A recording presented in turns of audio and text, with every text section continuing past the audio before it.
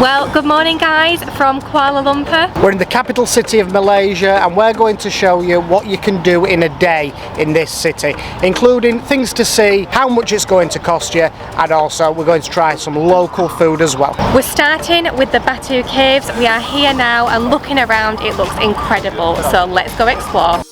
Located about 20 minutes outside of the centre of Kuala Lumpur, the Batu Caves are home to one of the most popular Hindu shrines outside India. They're both a tourist attraction and also a place of pilgrimage. To get to the caves, you've first got to climb up 272 colourful stairs, which are definitely not for the unfit, and make sure that you're careful because these stairs are very steep.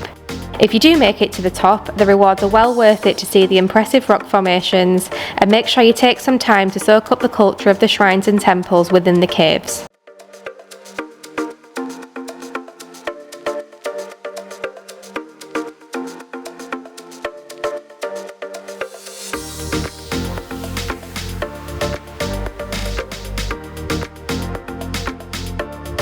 Coming down is always so much easier.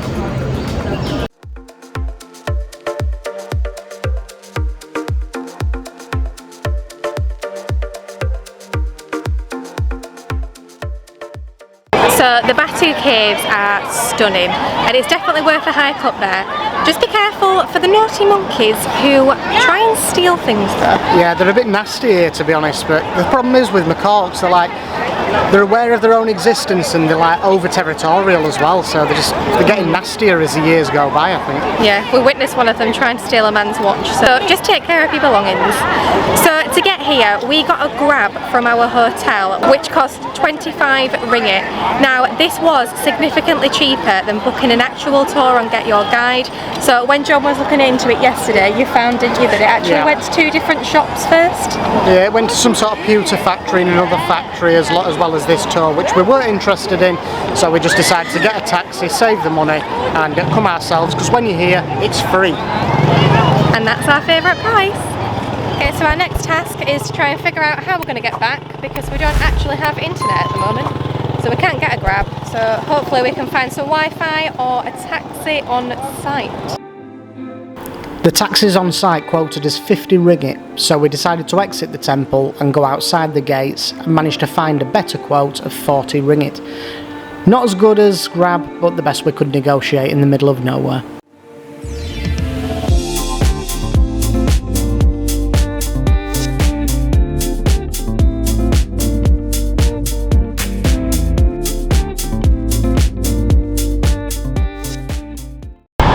So when you're in Kuala Lumpur, you have to come to the Times Square shopping centre.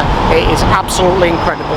If you like to shop until you drop, this is the place to do it. Kuala Lumpur is amazing for clothes. And also, the thing about this shopping centre is it has its own theme park on the 5th floor, including roller coasters inside.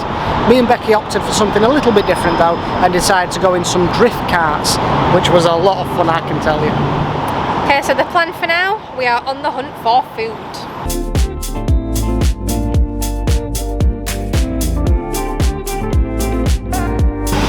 We just popped into KK to get a quick drink. That's it.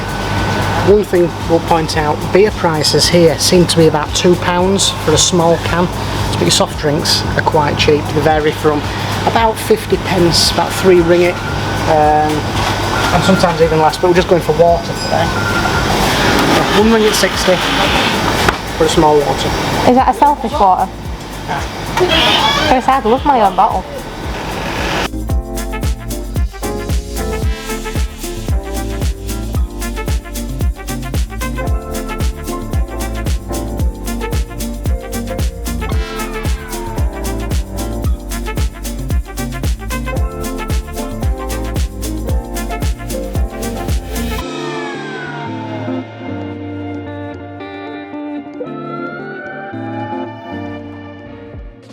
For lunch, we're headed to the Lot 10 shopping centre, which had an underground food court. The Hutong food court has around 30 food stalls to choose from, which can be difficult to pick with such a wide selection. However, I knew what I wanted to try, and that was the famous Penang Kueh Tao. I'm sorry if I've not pronounced that right. I'd heard one of the best places to try it was the secret Penang Cafe. This dish is a Southeast Asian fried noodle dish which is cooked over intense heat and added seasoning, cockles, Chinese sausage and bean sprouts. Although we're not huge fans of cockles, it was an enjoyable dish and we had the empty plate to prove it. So to get to the Petronas Towers, you need to get the monorail to Bukit Nanas.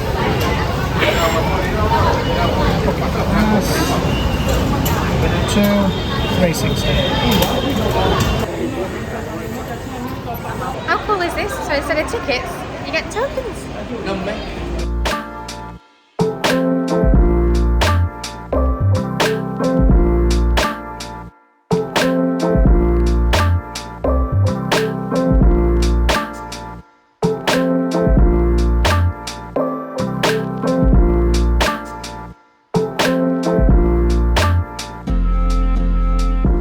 We've just arrived at Bukit Nanas monorail station.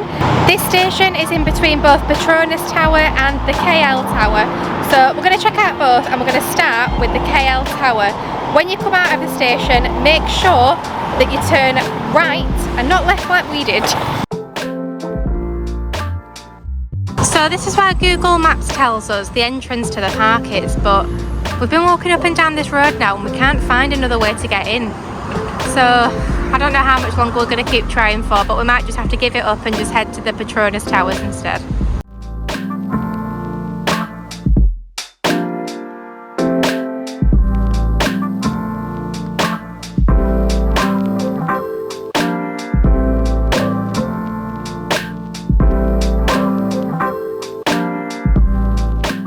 After seeing the Petronas Towers, we accidentally came across a coffee festival. Although we couldn't actually get to the KL Tower, I enjoyed my coffee with a view which completely made up for it. As we were pushed for time with still much more to see, we didn't actually get a chance to head up either of the towers. But to help plan your visit, here's the current prices for both observatories.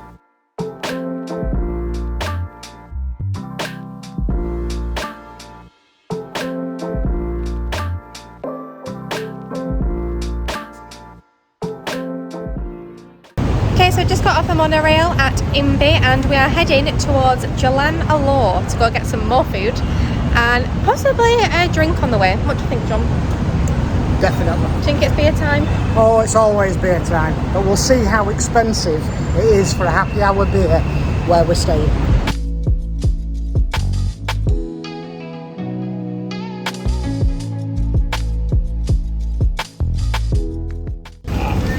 £9.90 for a tiger. What are we thinking? That's what, it's under £2, just under £2, isn't it? So yeah, that'll do for me.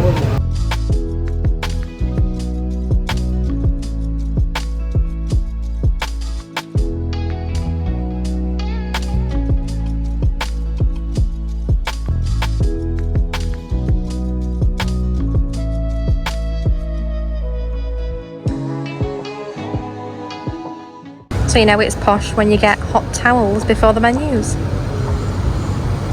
bit posh here, isn't it? What are you doing? Really?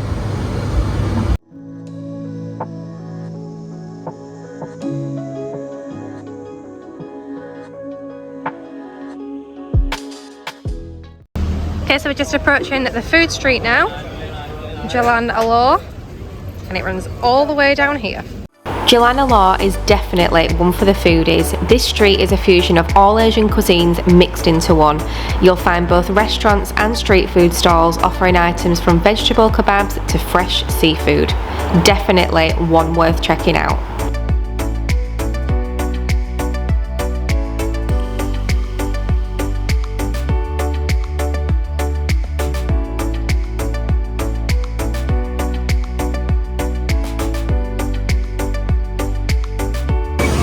Chicken skin, had this in Thailand, fantastic.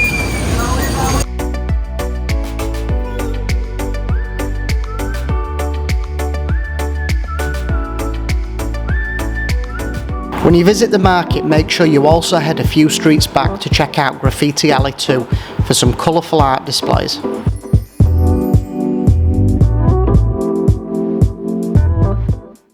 Sadly, that's all we've got time for in Kuala Lumpur, and we did feel like we didn't have enough time really to spare in this magnificent city. We got a taxi here through Grab and it cost 72 ringgit. And just so you know, it can take up to an hour to get to the airport when it's not too busy with traffic. It is a fair old distance. We spent 3 days in Kuala Lumpur, but I would recommend that you have at least 4 or 5 nights here. The things that we've shown you to do are only just a selection of the things to do here in Kuala Lumpur, and we will definitely be returning in the future to do more, especially one of the observation decks, because unfortunately we didn't get a chance to do it. So for now, it is time for us to head to our next destination, which is Sri Lanka. We cannot wait. Thanks very much for watching, folks. Make sure you smash that like button down below, show us some love and consider subscribing, and we will see you in Sri Lanka.